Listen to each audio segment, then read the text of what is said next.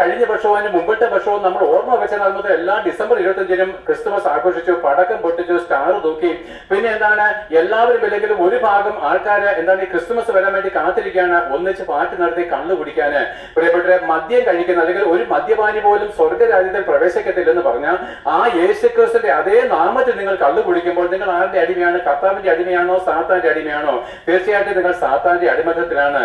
അതുകൊണ്ട് പ്രിയപ്പെട്ടവരെ, നിങ്ങൾക്കൊരു മരണമുണ്ടെങ്കിൽ മരിച്ചതിന് ശേഷം നമ്മുടെ പാപങ്ങളെ ന്യായം വിധിക്കുന്ന ഒരു ദൈവം യേശുക്രിസ്തു ഉള്ളത് കൊണ്ട് ആ ന്യായവിധിയിൽ നിന്നും നരകവിധിയിൽ നിങ്ങളെ രക്ഷിക്കാനാണ് സുവിശേഷം നിങ്ങളോട് ഘോഷിക്കുന്നത്. അതുകൊണ്ട് ഞങ്ങളെ പോലുള്ള സുവിശേഷകന്മാരെ വീട് വീടാന്തരും ചന്തസ്ഥലങ്ങളിലും നിങ്ങളുടെ തെരുവോരങ്ങളിൽ പ്രസംഗിക്കുമ്പോൾ പള്ളിയിലച്ഛൻ ഉൾപ്പെടെയുള്ളവർ ഇതിനെ വിലക്കുന്നു. സുവിശേഷം കേൾക്കാൻ പാടില്ല.